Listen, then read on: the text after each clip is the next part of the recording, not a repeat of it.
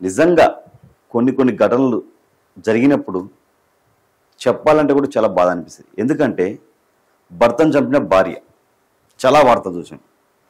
కన్న పిల్లల్ని చంపిన తల్లి, ఆస్తి కోసం అన్నం చంపిన తమ్ముడు, మనీ కోసం ఫ్రెండ్స్ని చంపిన ఫ్రెండ్స్, ఇలాంటివి చాలా చూసాం. కానీ ఈ ఘటన మాత్రం అతి కిరాతకమైన ఘటన. కన్న తల్లిని కన్న కూతురు చంపింది. ఎంత దారుణం అంటే, అమ్మా ఇది ప్రేమ, నువ్వు 10వ తరగతి చదువుతున్నావు అమ్మా, ఇది ప్రేమ కాదు తల్లి, ఆకర్షణ, నువ్వు అలా తిరగవద్దు తల్లి అని ఒక అబ్బాయితో తిరుగుతున్నావు, ఇది కరెక్ట్ కాదని చెప్పి ఒక తల్లి మందలించడంతో పగ పెంచుకొని ఆ తల్లిని అతి కిరాతకంగా చంపింది. ఎవడైతే ఆ అమ్మాయితో ఉన్నాడో ప్రియుడు, ఆ శివ అనే వ్యక్తి, వాళ్ళ తమ్ముడు, ఈ అమ్మాయి, ముగ్గురు కలిపి గొంతు పిసికి చుత్తితో తలకాయ మీద కొట్టి చంపేశారు. ఈ ఘటన ఎక్కడ? మేడ్చల్, జీడిమెట్ల ఆ పరిధిలో జరిగింది. నిజంగా రాను రాను మనసుల మధ్యలో మానవత్వం అనేది కరువు అయిపోయింది, దారుణం అయిపోతుంది పరిస్థితి. ఇప్పుడు చూడు, ఎవరైనా మన తల్లిదండ్రులను కొడితే పిల్లలు మా ఫాదర్ని మమ్మీని ఎందుకు కొట్టిరని చెప్పి అడిగే రోజుల నుంచి కన్న పిల్లలే కన్న తల్లిదండ్రులను చంపే సిచ్యువేషన్కి వచ్చింది. అంటే సొసైటీ ఏమైపోతుంది, మానవత్వం ఏమైపోతుంది? ఎవరైతే ఇప్పుడు చనిపోయిన ఆ తల్లి ఉందో, సాకలైలమ్మ, ఒక పోరాట యోధురాలు, తెలంగాణ, ఆమె ముని మనవరాలంట అంజలి. నిజంగా ఎంత దారుణం అంటే, ఇప్పుడు అది ప్రేమ, 10th క్లాస్ 10వ తరగతిలో 16 సంవత్సరాలకి ప్రేమ, అది ఆకర్షణ. నిజంగా చెప్పాలంటే నేను అందరిని అన్నట్లేదు తల్లి, ఇలాంటి పిల్లలు, ఇలాంటి ఇప్పుడు ఎవరైతే హత్య చేసిందో అమ్మాయి, అలాంటి అమ్మాయిని చూసినప్పుడు ఇది ప్రేమ కాదో ఆకర్షణ, కామం అంటారు. కామంతో కొట్టుమిట్లాడుతారు. ఏం తెలుసు తల్లి, అలా తిరగకూడదమ్మా, నువ్వు చదువుకో తల్లి అని చెప్పి మంచి చెప్తే తల్లిని చంపేస్తావా? చంపేటప్పుడు ఎక్కడ అనిపించలేదు? 9 నెలలు నిన్ను 9 మాసాలు కడుపులో మోసి పెంచి నిన్ను ఇంత పెద్ద చేస్తే తల్లిని నువ్వు అతి కిరాతంగా చంపి పైకి పంపిస్తావా కనరాని లోకాలకి? మనిషివేనా అసలు నువ్వు? రేపు నేను ఇప్పుడు నువ్వు ఆంతో వెళ్ళిపోతాడు, నేను బతకనేస్తాడా? ఇప్పుడు నువ్వే తల్లిని చంపించినావు, రేపు ఇంకో అమ్మాయి కోసం నిన్ను కూడా చంపేస్తాడు. అయినా నీలాంటి వాళ్ళు బతుకుతే ఎంత, సస్తే ఎంత. ఈ ఘటన ఎక్కడ? ఎన్ఎల్బి నగర్, ఏదైతే ఎన్ఎల్బి నగర్లో నివాసం ఉండే తల్లి అంజలి, 39 సంవత్సరాలు. ఎవరైతే కూతురుందో తన ప్రియుడితో కలిసి గొంతు పిసికి తలపై రాళ్లతో కొట్టి హత్య చేసిన కూతురు, 16 సంవత్సరాలు, 10th క్లాస్ చదివే అమ్మాయి. దీనికి అసలు చంపడానికి కారణం ఏంటి? ప్రేమ వ్యవహారం. కూతుర్ని మందలించిన తల్లి, కోపంతో తన ప్రియుడు పగిల శివ 19 సంవత్సరాలు, అతని తమ్ముడు పగిల యశ్వంత్ 18 సంవత్సరాలు, ఇద్దరితో కలిసి కన్న కూతురు హత్యకు ప్లాన్ వేసి తల్లిని హతం చేయడం జరిగింది. కేసు ఏదైతే వీళ్ళ మీద కేసు నమోదు చేస్తూ దర్యాప్తు చేస్తున్న జీడిమెట్ల పోలీసులు. నిజంగా జీడిమెట్ల దగ్గరలో ఈ ఘటనలు చాలా నడుస్తున్నాయి. ఆ చనిపోయిన తల్లి అంజలి అనేటామె సాకలైలమ్మ మనవరాలు. జీడిమెట్ల మహిళా హత్య కేసులో సంచలన విషయాలు బయటపడ్డాయి. 8 నెలల క్రితమే నల్లగొండకు చెందిన శివ అనే యువకుడితో ఇన్స్టాగ్రామ్, ఏదైతే సోషల్ మీడియాలో ఇన్స్టాగ్రామ్ ఉందో అందులో ఆ బాలికకు పరిచయం అయిన శివ అనే వ్యక్తి 10వ తరగతికి ప్రేమేంటని మందలించిన తల్లి అంజలి వారం క్రితమే శివంతో ఏదైతే ఈ అమ్మాయి ఉందో వారం రోజుల క్రితమే శివ అనే అబ్బాయితో వెళ్ళిపోయింది. ఆ తర్వాత 3 రోజుల క్రితం ఇంటికి తిరిగి వచ్చింది. పోలీస్ స్టేషన్లో పెట్టారు, మళ్ళీ తీసుకొచ్చారు, అంతా ఓకే అనుకున్నారు.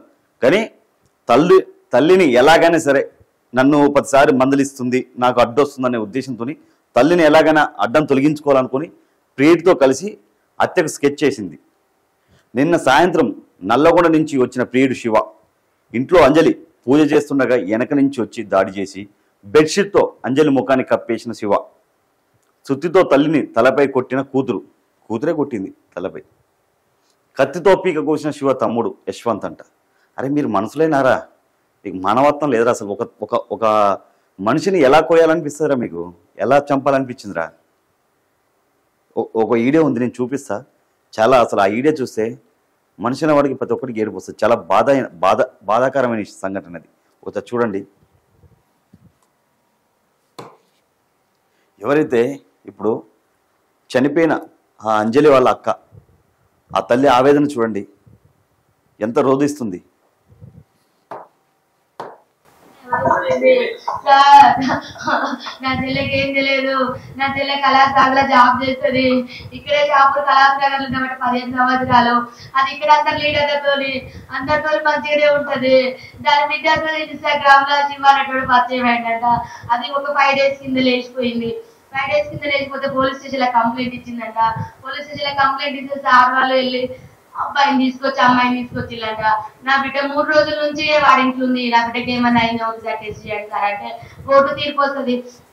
ఇవాళ చెక్ చేపిద్దామని చెప్పి సార్ మంగళవారం పెట్టామని సిఐ గారు అన్నారట. అక్కడ నుంచి దాన్ని ఇంటికి తీసుకొని వచ్చింది. మరి వాళ్ళని ఎట్లీస్ట్ పెట్టిలో నాకు తెలియదు సార్. వాళ్ళ లోపలనే ఉండే. వాడు ఎట్లా బయటకు వచ్చిందో తెలియదు. మా అమ్మ ఇంట్లో పూజ చేస్తాను రమ్మని బిడ్డ పిలిచిందంట. వెనకాలకెళ్ళి చెల్లె పూజ చేస్తాడు. వెనకాలకెళ్ళి తల చున్ని తీసుకొచ్చే వెనకాలకెళ్ళి వేసి బుద్ధి చంపేసి సార్. చంపిన తర్వాత నా చెల్లె కావలేదంట. కొనుక్కుతులు కొట్టుకుంటా అంటే మళ్ళీ పిలిచిందంట. వాడు పోయిన తర్వాత రా మా అమ్మ చచ్చిపోలేదు, చంపేసినాక మన ఇద్దరు వెళ్ళిపోదు రమ్మంటే వాడు మళ్ళీ వచ్చి సుత్తే కొట్టేస్తుంటతో కంటలు ముక్కులు కొట్టి ఇవన్నీ గట్టిగా పిసికేసి ఇట్లా ఊరేసి కడుపులంతా గుద్దేసి చంపేసి సార్. నా చెల్లె ముక్కులు చుక్కట్టే నోట్లు చుక్కట్టే ఇల్లంతా పెరుగులాట చేసింది. వాళ్ళిద్దరితో మస్తు కొట్లాడి నా చెల్లె బ్రతకడానికి. కానీ అవ్వలేదు. నా చెల్లె పెద్ద బిడ్డ చేసింది సార్. నా వాళ్ళని లవర్ చేసింది సార్ శివాలటోడు. అమ్మా నా చిన్న బిడ్డకు బయటికి పంపించిల్లు. నా చిన్న బిడ్డ చంపావు. అది 8 నెలల నుంచి ప్లాన్ చేసిన సిఐ గారికి కంప్లైంట్ ఇచ్చింది. ఇప్పుడు వాళ్ళని సార్ ఇప్పుడు తీసుకొచ్చింది సార్. ఇప్పుడు పొద్దున తీసుకొచ్చి వాళ్ళని ఫస్ట్ పోయినప్పుడు 2 సార్లు తీసుకొచ్చి లోపటేసిల్లట. మరి వాళ్ళు ఎందుకు విడిచిపిచ్చిలో ఏ రకంగా బయటకు వచ్చినో తెలియదు సార్. వాడు బయటకు వచ్చి వెంటనే మా చెల్లెని చంపేసిండు. ఇంత దారుణమా, ఇంత మోసం. చూడండి ఎంత దారుణం అంటే. అయినా ఆడు ఎవడైతే శివ అనే వ్యక్తి ఉన్నాడో వాళ్ళని అరెస్ట్ చేసినాక మళ్ళీ ఎలా బయటకు వస్తారు? చట్టాలు అసలు ఏం చేస్తున్నాయి నిజంగా? ఒక మనిషి అరెస్ట్ అయినప్పుడు ఎమ్మటే ఎలా బయటకు వస్తాడు?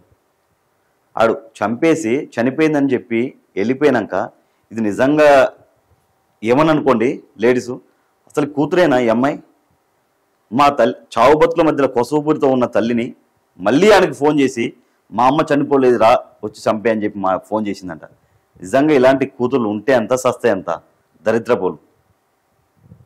నేను అందరూ ఆడవాళ్ళని అనట్లేదమ్మా. ఇలాంటి కూతుర్లు ఉన్న వాళ్ళని, ఇలాంటి కూతుర్లు ఉన్న వాళ్ళని, కూతుర్లను చంపుతున్న తల్లులు ఉన్న వాళ్ళని, అలాంటి వాళ్ళ గురించి నేను మాట్లాడుతున్నా. మళ్ళీ ఆడొచ్చి రాడ్డుతో కొట్టి ఎంత దారుణం చెప్పు. అసలు నువ్వు కూతురువేనా? 16 సంవత్సరాలు నేను పెంచి పెద్ద చేసి పోషిస్తే స్కూల్కి వెళ్ళి చదువుకో అమ్మా, మంచి ప్రయోజకురాలు అమ్మా అని చెప్తే నువ్వు చేసే ఘనకార్యం ఇదా? కామంతో కొట్టుకుంటున్నావా? మనిషివేనా అసలు? ఒక పోరాట యోధురాలు మనవరాలు చరిత్ర, అలాంటి చరిత్రని నువ్వు చెట్టబుట్టలో పడేశావు. కత్తితో పీక కోసిన శివ తమ్ముడు యశ్వంత్ అంట. మీరు మనసులేనారా బాబు? అసలు గొర్రెల్ని మేకలను కోసినట్టు మనసుల పీకలు కోయడం ఏంట్రా? మీకు తల్లిదండ్రులు ఉన్నారు కదా, మీకు అమ్మ ఉంది కదా. రేపు నీ తల్లికి కూడా ఇలా ఓడొచ్చి కోస్తే ఏంట్రా నీ పరిస్థితి? అప్పుడు కూడా నువ్వు మానవత్వం లేదారా? అప్పుడు కూడా ఇలాగా ఉంటావా? ఏం మనుషులరా మీరు?